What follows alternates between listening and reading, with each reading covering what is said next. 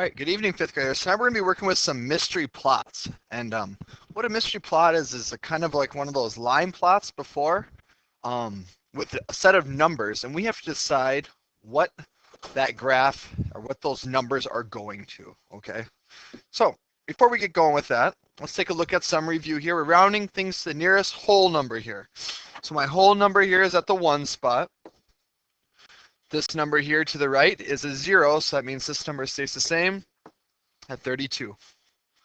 Right here, that's 7, going to the right. 1 is less than 5, so I'm keeping this at a 7. Rounding these to the nearest 10th. Make some space here. Okay. So this is my 10th place, looking to the right. This 8 is larger than 5, so this 3 turns into a 4, so I'm at 4.4. Right here, looking to the right. 9 causes the 0 to change into a 1.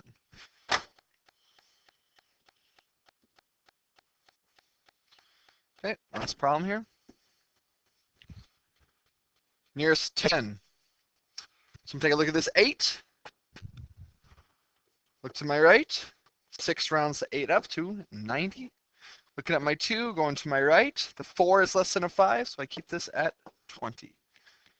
All right. Stem and leaf. So let's kind of mess around with this a little bit. Okay, let's have some fun here. Go ahead and press pause if you need to, but minimum numbers. So this is how we read this. This isn't a 4 here, right? This is 44. Okay, then 47. So my smallest number here is 44. My largest number here, see they're not in order from smallest to largest, but if I can see here is a 5, so I have 65 as my largest. My range is when I subtract the largest number, my maximum, minus my smaller number. See, 21 for range. The number that happens the most looks like 0 is repeated, so that means 50 happens the most. The number right in the middle. So this one right here, I'm going to kind of write this one out.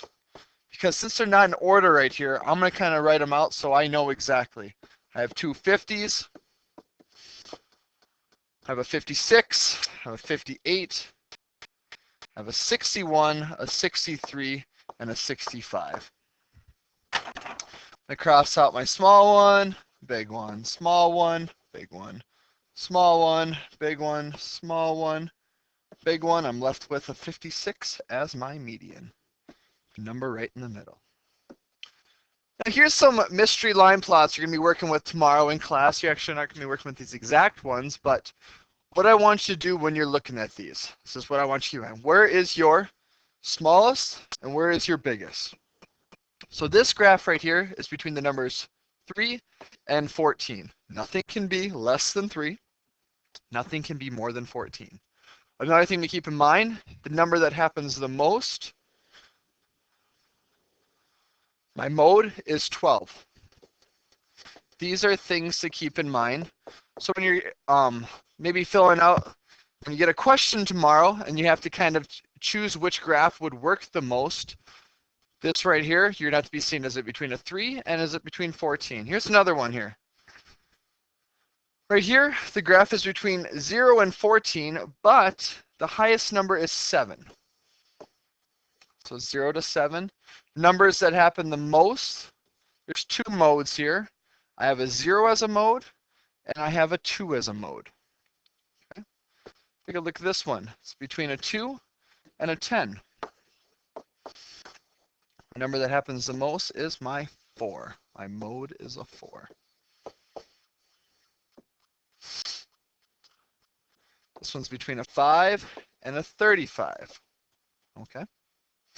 Number that's happening the most is 10 and 15. Tomorrow when you come to class, you're going to be seeing a lot of these mystery plots, and you're going to be given a question like, how old is the oldest child at your house? Or how long did you read last night? Or questions that kind of go like that, for example. And you're going to have to choose between maybe 3 different line plots here, or mystery plots, to see which one would work the best. As long as you know this skill right here that I'm explaining, tomorrow is going to be much easier in class as you do these mystery plots. So I just keep practicing this skill. Next thing, we have a set of numbers here. I have to find the median, and I have to find the mean. Let's watch how I'm going to do this. Median, so I have to put these numbers in smallest to largest. Looks like 0 is the smallest. Looks like a lot of scores here for a test, right? Looks like 70 is my next smallest. I have two 70s. I have an 80. I have an 85. 90. Two 95s and 100.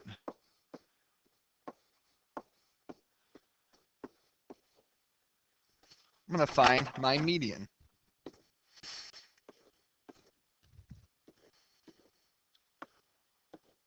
My median is 85. Now we have to find the mean. We have to add up all of these numbers, and then we have 1, 2, 3, 4, 5, 6, 7, 8, 9 numbers. So once we add up all 9 of these numbers, we have to divide it by 9. I'm going to go ahead and get a calculator here. All right. So I have 0 plus 70 plus 70 plus 80 plus 85 plus 90 plus 295s plus 95 plus 100 equals, we're at 685. Okay, so we have 1, 2, 3, 4, 5, 6, 7, 8, 9. So we're going to divide this number by 9 equals, our mean is 76.1. That's how you find the mean. You're not always dividing by 10, but we have to really take your time. If you have a problem this large, tomorrow in class I'll let you use a calculator. Sometimes in our math box you only have about 5 numbers, and that's when I tell you need to work it out yourself, where you just need to add them up and then divide. So hopefully this helped a little bit. So tomorrow when you come into class, you're going to be working with these mystery plots. Keep in mind, what is the smallest number? What is the largest number in the plot? What number happens the most? And that will help you solve your mystery plots tomorrow. Look forward to working in class tomorrow.